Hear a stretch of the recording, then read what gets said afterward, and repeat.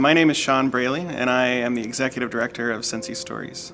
I started Cincy Stories 3 years ago, actually. I was a pastor of a church in Over the Rhine, and the whole reason I wanted to become a pastor was because I wanted to build community with people and connect people and let them know that they were loved and valued. And I saw that the church thing was a barrier for a lot of people, because a lot of people obviously have that's just a disconnection for so many people. And so I wanted to be able to build community in a way that there are no barriers, or anybody could come in and experience it.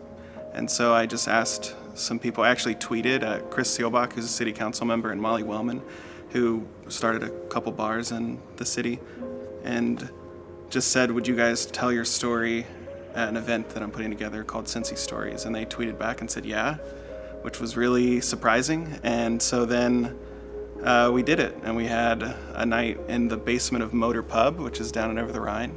A really small area, and we packed out the room where it was like the audience was going up the stairs and everything. So I was like, okay, this is something people must want, not just something that I kind of thought people might want. And so let's continue doing this. And so we just kept doing the event. They brought it upstairs at Motor. And then my co-founder, Chris, he's a documentary filmmaker. And so he was just filming the events at first, but we decided we wanted to be able to expand our reach past just what happens at the events and start making documentary films. And so through that, we then started a whole new project where we didn't just have events and we didn't just make random documentary videos, but we go to neighborhoods now and we do embedded journalism, basically. We spend 6 months in each neighborhood. We house up in a storefront and we call it a story gallery, which is kind of like a neighborhood living room. And we just spend time with the neighborhood and we invite them in, a comfortable place, and then we ask them for their story. We have story cards around the room that are prompts to say, tell me a story about a time you disappointed your parents, or tell me a story about a time that you got your first bike or your first job, or stories that most of us would have. And it was really cool to see the community. We started it in Walnut Hills. It was cool to see the community come in and engage with it in a really powerful way. And then on top of that, we made videos and documentaries about the neighborhood and about the people that call it home. And those things live online. So we hope to go to every single neighborhood in the city eventually. So the first one was when we were in Walnut Hills. We were trying that story gallery idea, and we didn't know if it was going to work. It was just a harebrained idea that we had. We didn't realize that this would happen just because it wasn't part of our life experience, but there was a lack of trust in the neighborhood for us. And so we were inviting guys in and folks in and asking them to share their story, and they would, one guy got in my face and he was like, what do you need to hear my story for? What are you trying to get out of me? But it wasn't until, so that was the case for the first couple weeks. And we started having basically local restaurants. We bought food from local restaurants and just had free dinner for anybody that wanted to come in. And food is definitely something that will break down barriers. People are like, I don't care if I trust you. I'll eat this food and leave if I don't trust you. So people came in and we were having free barbecue from Just Queuin'. And we were all just hanging out in this lounge area that we had. We're all going over the story starter cards. And the card that we had pulled was, tell me a story about a time you were accused of something you didn't do. And so we're all going around sharing kind of innocuous stories about, when we were kids and we were accused of something we didn't do or whatever, and just kind of funny stories. And we get to this guy named Max, who hadn't talked the whole night, and he was part of that group of guys that didn't trust us at all.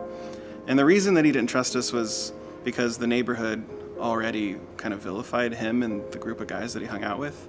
We had gone to the community council meetings to get to know the neighborhood, and everybody was complaining about this group of guys because they loitered outside of the Kroger that's no longer there now, but at the time it was there, and they sold drugs. They sold weed.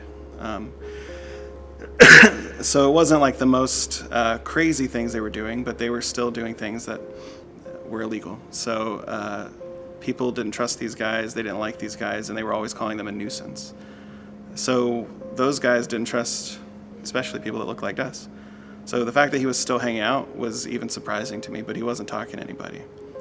And he, as we got to him, he said, can I share my story around this? And we were like, of course, yeah, sure. And so he said, I was accused of a murder that I didn't commit and put in prison for 10 months. So we were like, whoa.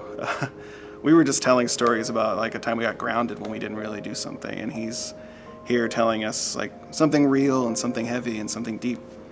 And so he went on to share basically what happened. And we have, in our story galleries, we have something called a story booth. So it's like a shed that you can go into and tell your story on camera, and then we put it on TVs in the space. And he asked if he could do that, and so we were like, sure, go in there. And he talked for like 30 minutes in there, telling his story. A lot of it wasn't super usable, but he also had that powerful story there. So we put it up on the TV the next day. And he started coming in with the other guys, and he started bringing them in. He would say, I want to show you my documentary. And he would bring them in, and he'd make them put the headphones on, watch his story while he like got coffee for them, and basically made it his living room, like made it home. And so all those guys just started coming in and hanging out. And I think that when we can go into places, neighborhoods, whether they're marginalized neighborhoods or not, or anything, and we just say, hey, I'm just here to listen, I think that that's where the power of what Cincy Stories brings comes to light for sure. And I think that if more people could do that, I think that we could have an even bigger impact in our communities and cities and country and everything.